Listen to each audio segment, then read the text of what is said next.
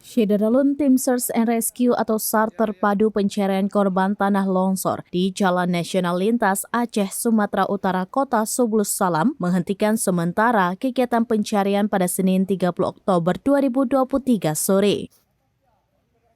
Memasuki hari ketiga bencana tanah longsor, tim belum berhasil menemukan ketiga korban yang hilang sejak Jumat 27 Oktober 2023 tersebut. Komandan Tim Basarnas Pos Melabuh, Suhelmi kepada Serambinews.com mengatakan pihaknya melakukan pencarian dari Laikombi Sikelang, Kecamatan Penanggalan hingga Desa Sikalondang, Kecamatan Simpang Kiri, Kota Subulus Salam. Meski telah menyisir sepanjang aliran sungai Laikombi, tim masih belum menemukan keberadaan ketiga korban tanah longsor. Suhelmi mengatakan pihaknya menghentikan upaya pencarian dikarenakan faktor cuaca yang masih buruk, yakni hujan deras dan angin kencang. Namun, personel standby memonitor debit air yang semakin tinggi di bawah jembatan Laikombi, Kecamatan Penanggalan.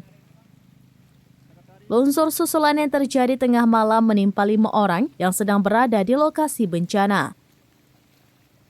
2 di antara 5 korban berhasil selamat, yakni Dian, warga Sidikalang, Kabupaten Dairi, Sumatera Utara, dan Raja Kalkausar, warga Luksmawe.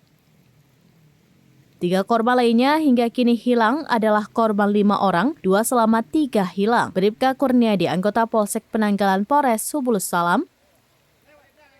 Kemudian Edi Sukmawan, 27 tahun, warga Mangedung, Kecamatan Banda Sakti, Luksmawe, sebagai driver, dan Ibrahim Pangabean, warga Marindal, Kota Medan, Sumatera Utara, juga sebagai driver.